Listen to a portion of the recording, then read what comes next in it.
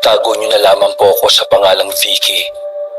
Narinig ko po kasi ang dating kwento niyo tungkol sa aswang na sumabay sa buntis hanggang sa bahay nila, kung kaya naisipan ko ring ibahagi sa inyo ang aking kwento. Medyo may pagkakahawi kasi sa kwentong yon ang aking ibabahagi. Simple lang ang buhay naming magpamilya. Ang tanging trabaho ng aking asawa ay isang tsuper ng jeepney. At ako naman ay may isang maliit na tindahan lamang sa tapat ng aming bahay. Sa awa ng Diyos ay nakakaraos naman sa buhay, lalo pa at umaharap tayo sa pandemya sa ngayon. Ang kwentong ito ay nangyari sa amin ng aking asawa nung ipinagbubuntis ko ang aming ikalawang anak. Nang mga panahong yun ay hindi pa naman gaanong kalaki ang aking tiyan, na sa aking pagkakaalala ay nasa 3 buwan pa lamang. Madalas din nasa bahay si inay para magbantay kay baby at makatulong na rin sa aming tindahan. Madalas noon ay isinasama ako ng aking asawa sa pamamasada ng mga panahong yon. Ang sabi niya ay swerte raw kasi ang mga buntis. Bagay na pinagtatawanan ko dahil depende naman siguro yun sa tao. Sa aking pagsama sa kanya ay marami akong na-encounter na problema sa pamamasada ng aking asawa.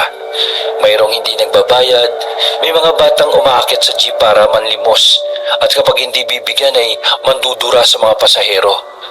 Mayroon namang may mga nag-aaway at nagsisigawan. Subalit sa lahat ng aking naranasan ay iisa lang ang hindi ko malilimutan. At siya ang naging rason para hindi na ako sumama kay Alan sa pamamasada.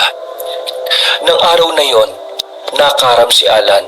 Kung kaya nang bandang 6:00 na ay nagpasya na kaming umuwi na lamang sa bahay.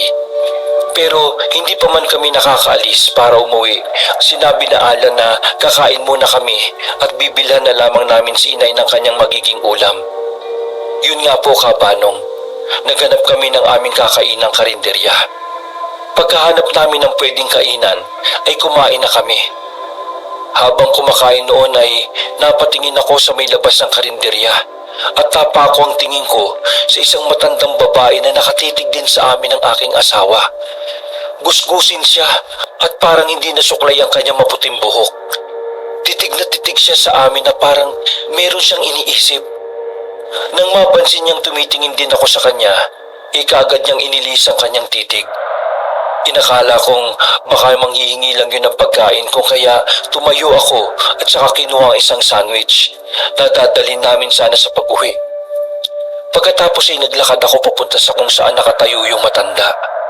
Pagkarating ko sa kanyang pwesto ay napakamot ako sa aking ulo dahil wala na roon yung matanda. Hinanap ko pa siya sa paligid subalit wala talaga siya.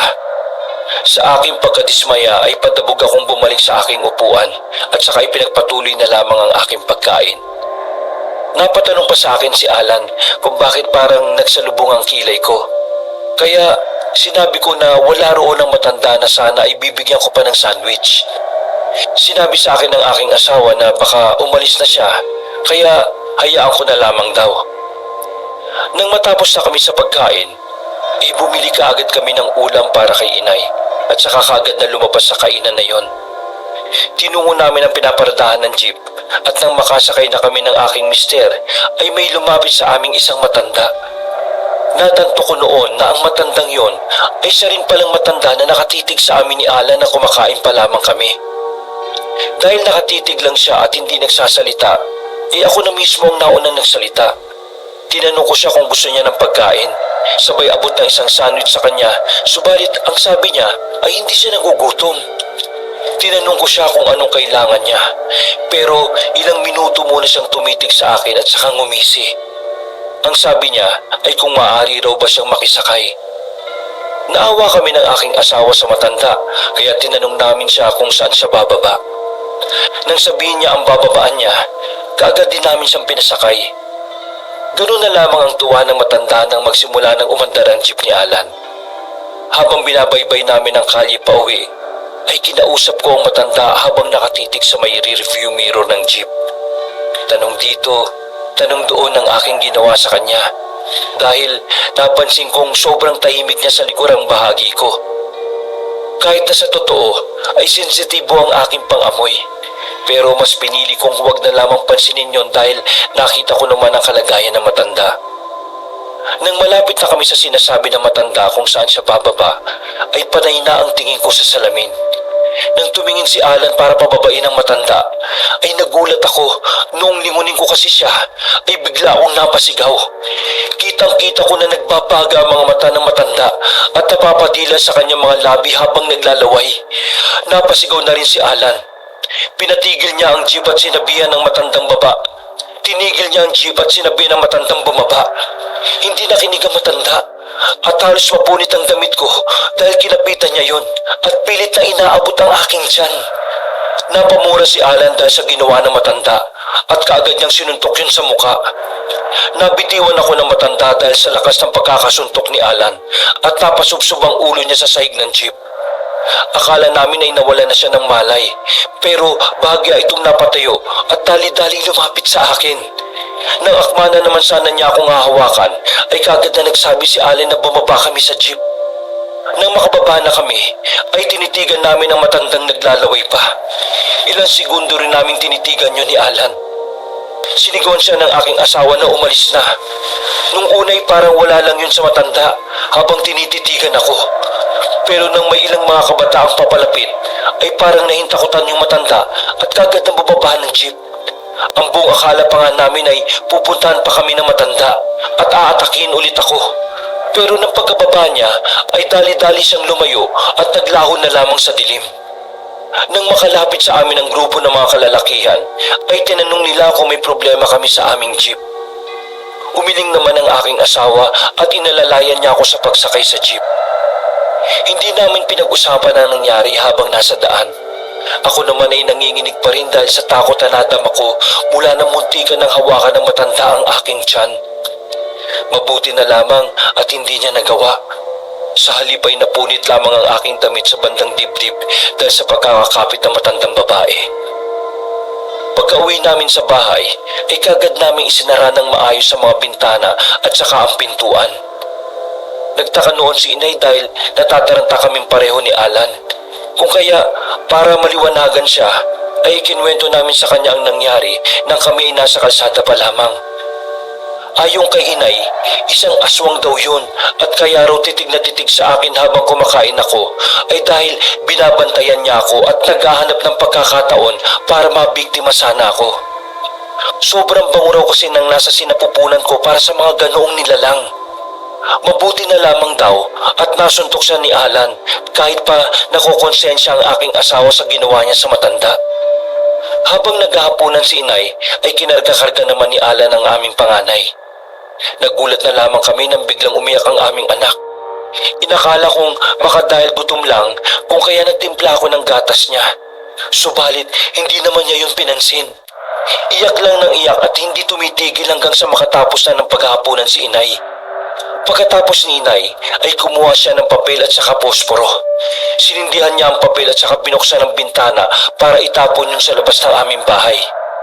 Pagkatapon ni Inay ng umaapoy na papel sa labas, ay nagkatitigan kami nang may marinig kaming huni ng inahing parang lumilimlim. Napakapit ako sa braso ng aking asawa dahil sunod-sunod ang huni na yon na sobrang hina at parang ibinubulong lang sa hangin. Mas lalo pang umiyak ang aming anak dahil doon. Kung kaya napamura si Inay nang wala sa oras. Binuksan niya ang bintana at saka dumungaw roon. Ilang sandali pa ay matapang siyang nagsalita na pinagbabantaan niya ang aswang na kakalabanin niya kung hindi yung titigil sa pangaaswang sa amin. Nawala ang huni na yon ng ilang minuto. Pero nang muling bumalik ang ingay na gawa niya, ay nakaramdam ako ng kirot sa aking tiyan. Pakiramdam ko ay parang matatay ako dahil naninigas yun at tila may kung anong umiikot-ikot sa loob. Kaagad kong inireklamo kay Alan yon at kaagad naman niya akong binigyan ng luya para hindi raw tatalab ang kung anumang ginagawa sa akin ng aswang. Ang simpleng paghuni ng nilalang sa labas ng aming bahay ay nasundan ng kaluskos sa aming bubungan. Palakas yun ng palakas na parang balak sirain ang aming bubungan. Mabuti na lamang at yari yun sa yero, kung kaya't tanging pag-iingay lamang ang magagawa ng aswang. Bagya nang humupa ang sakit na aking nararamdaman sa aking tiyan, pati na rin ang pag-iyak ng aming anak. Subalit, hindi pa rin tumitigil ang aswang sa kanyang ginagawa.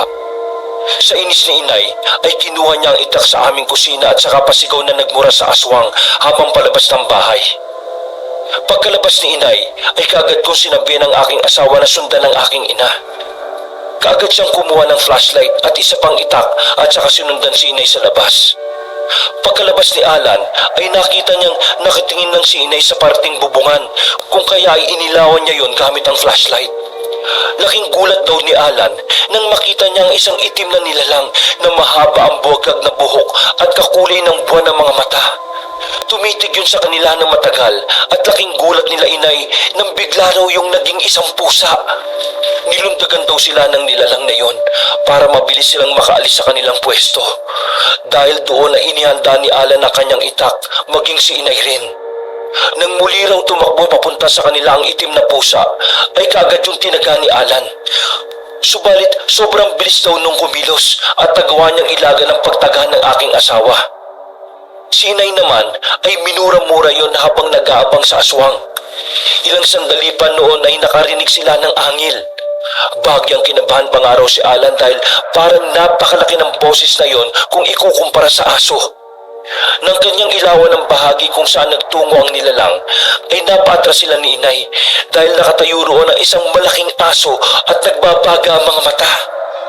Nasaktong sumugod yun nang matagasan ni Alan sa kaliwang bahagi ng kanyang katawan. Napaungol ang aswang dahil sa kirot at kahit hirap sa paglakad noon ay pinilit niyang lumayo sa tapat ng aming bahay. Halos hindi makapaniwala ang aking asawa na naka-encounter sila ng aswang at nataga niya pa dahil akala niya ay sa mga kwento lamang yon. Pero totoong-totoo pala ang mga ganong uri ng nilalang. Sinubukan pang sundan yun ni Alan at nakita niya na naging tao ito. Hindi niya man lubos matukoy pero base sa tindig at ayos ng buhok, batid niyang yun ang matanda na aming pinasakay sa aming jeep. Nang nakita na matanda ang liwanag, ay dali-dali itong naglakad habang hawak ang balikat niyang may sugat. Nang medyo nakatayo na at nasa kasukalan na ang matanda, ay isang pagaspas na lamang ng mga pakpak ang narinig ni Alan. Buhat noon, kabanong, hindi na ako sumama sa aking asawa. Mahirap na baka kasi matsyempohan ulit kami ng aswang at baka sa sandaling yon ay hindi na kami makaligtas pa. Wakas.